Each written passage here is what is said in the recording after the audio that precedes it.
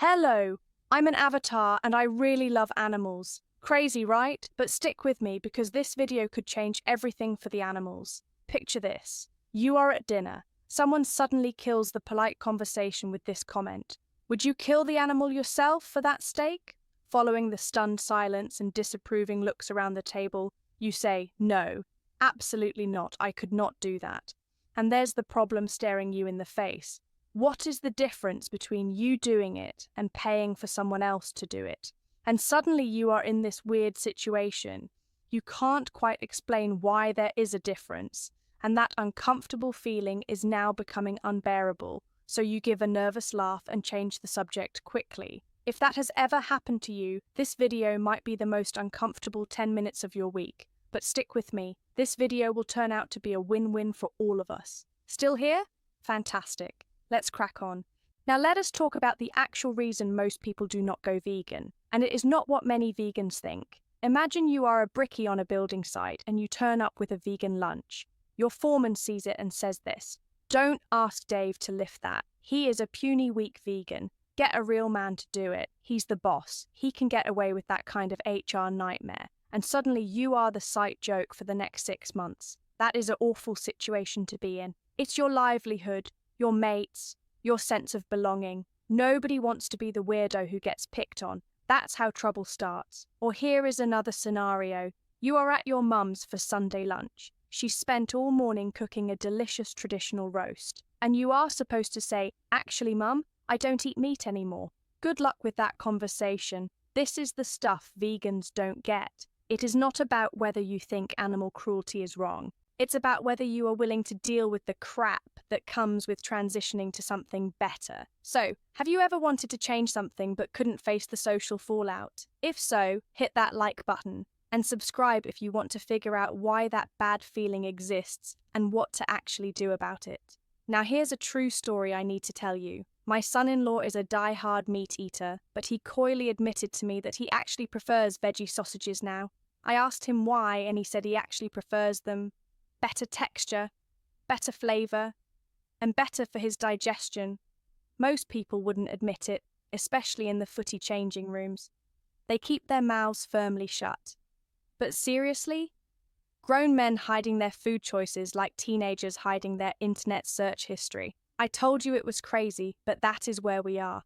The social pressure around eating meat is so strong, particularly in the blue-collar workplaces that I work in, that people would rather lie about what they eat than deal with all the subsequent aggro. And that should tell you something. If people have to hide the fact they are not eating meat, maybe the problem is not with the food itself. Maybe the problem is with the culture. Come on then, have you ever hidden a food choice to avoid people taking the Michael? Be brave and drop it in the comments. Right. So let us talk about why those flipping preachy, whiny vegans wind you up so much. As a matter of fact, lots of people are preachy about loads of things, and we just ignore them. Gym bunnies never shut up about how much the bench pressed. Who cares, bro? And by the way, get a proper size t-shirt. No, vegans are annoying because somewhere in the back of your mind you know they have got a point. And that is really inconvenient. If someone was banging on about how the earth is flat, you would not feel annoyed. You would laugh. Because you know they are wrong. There is no internal conflict. But when a vegan says you are paying for animals to be killed for no logical reason, there is this split second where you cannot immediately dismiss it, because you know you would not kill the animal yourself. And that internal conflict is what really winds you up. You are not annoyed at the vegan.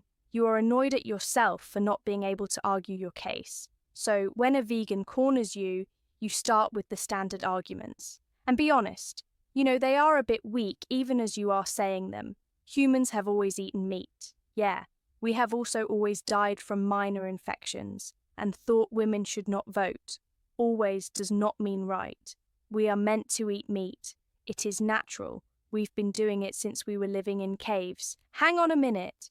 You are watching this video on your laptop. Nothing about your life is natural. You do not get to pick and choose when natural matters. We need it for protein. Do you though? There are millions of healthy vegans. You know these arguments are rubbish, but it buys you time in the conversation. And then there is the big one. Vegan food tastes like cardboard. No flavour, no umami, no proper mouthfeel. just bland, watery vegetables. Who looks forward to that after a hard day's work? Now, this one feels solid, does it not? Because you have probably had some rubbish vegan food. That weird spongy tofu at your posh mate's house. That hideous veggie burger that was just squashed up vegetables. The vegan cheese that tasted like polyfiller. But here is the awkward bit. That was over 10 years ago. Have you actually tried vegan food recently? Because there is vegan bacon that does the job and smells amazing. Burgers that actually bleed. Cheese that melts and stretches like the real thing and doesn't taste like plastic. And did you know there are restaurants with Michelin stars serving amazing plant-based menus? Yeah, but it is expensive though. Are you sure? A tin of beans costs 40 pence, pasta costs pennies, rice, lentils, chickpeas, and that are a hell of a lot cheaper than meat. Actually, you're probably thinking of the fancy vegan meats at Waitrose. But actual vegan food is the cheapest food there is. The stuff humans have eaten for thousands of years, and it's ridiculously tasty. If you just try. So if vegan food does not taste rubbish anymore and it is not more expensive, why are you still using those arguments? Maybe because they were never really the problem. Maybe they were just convenient excuses that sounded better than I can't be bothered to change. Right, enough waffling on. Here is something useful you can actually use. Next time you are in one of these conversations, listen for a pattern. Or even when you are having this argument with yourself in the dead of night, there are 4 arguments people always use to defend eating meat. Researchers call them the 4 N's: natural, normal, necessary, and nice. Natural means humans have always done it. We evolved to do it. It is in our nature. Normal means everyone does it. It is part of our culture. It is tradition. Necessary means we need it for health, for protein, to survive. And nice means it tastes good. I enjoy it. Why give up something I like? Now here is the thing. Studies at Lancaster University found that over 90% of all justifications for eating meat fall into these 4 categories. Everyone uses them. They sound different on the surface, but they are all saying the same thing. And once you know this pattern, you cannot unhear it. Next time someone defends eating meat, you will hear which of the excuses they are using. And next time it happens to you, you will catch yourself doing exactly the same thing. And here is why this matters. These are not the actual reasons you eat meat. They are justifications your brain creates to avoid that crushing, awkward feeling.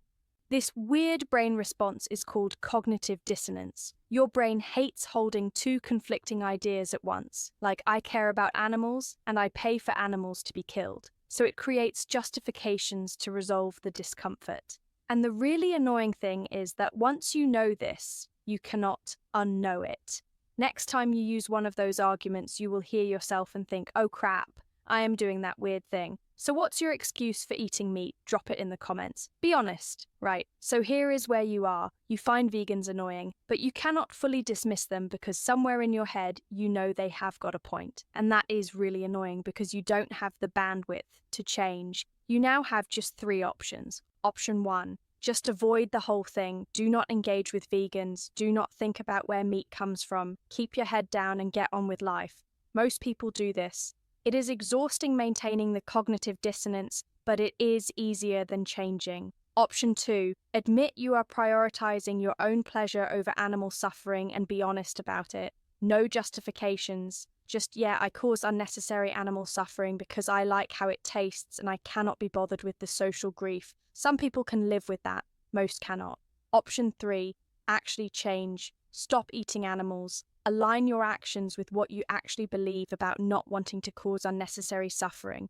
And I know what you are thinking. Option 3 sounds impossible. The social pressure, your foreman taking the mick, your mum's Sunday roast, your mates in the mountain biking group.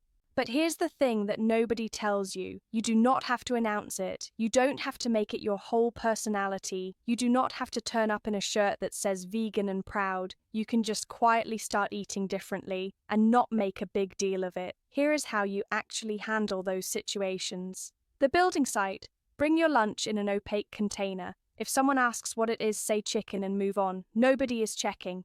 And if they do find out later, you have already proved you are not weak by doing your job normally. The joke loses its power. Your mum's Sunday roast? Call her and explain. She'll probably worry that you will die without meat, but it's that generational thing we discussed earlier. Not as a big announcement, just trying to eat a bit healthier, mum. Help her. Maybe suggest a nut roast. Most mums love to make stuff for their grown-up kids.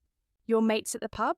Order the veggie option. When someone notices, shrug and say, trying something different. If they push, say, doctor suggested cutting back on meat for the old ticker. Conversation over.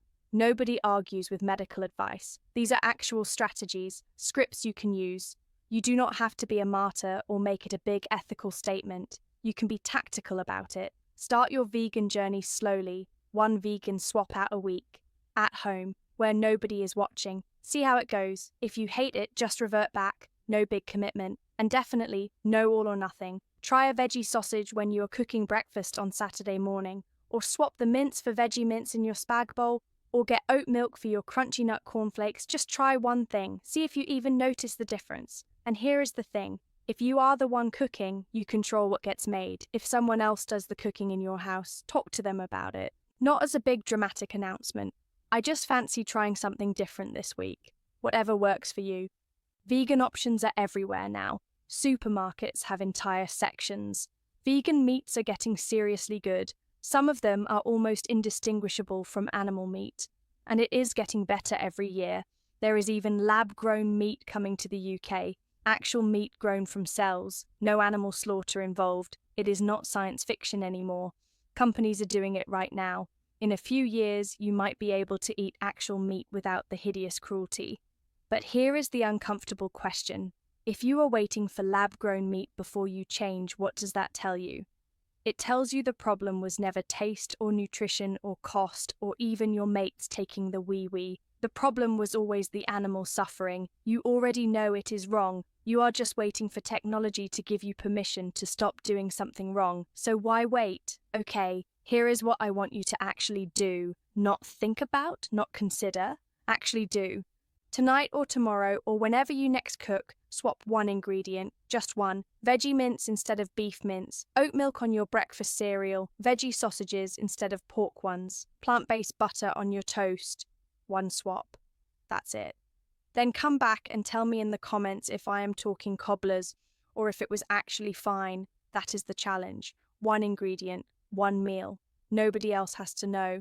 You are not committing to anything. You are just testing whether your objections are actually real or just excuses you have been telling yourself. And if that one swap is fine, try another one next week and another the week after. You do not have to go fully vegan overnight. Just keep testing your objections. Most of them will turn out to be BS. Come on, what is the one swap you are going to try? Or if you are not going to try, why not? Comment below. Be honest. The thing is, the animals do not care a flying fluck about your internal conflict. They do not care about your foreman taking the mickey or your mates at the pub. They care about whether they live or die. And right now, your desire to avoid an uncomfortable conversation or a bit of workplace banter means they die, and you know it's not in a good way. And that's putting it politely. This is not emotional manipulation. This is just what is happening. Your social comfort versus their life.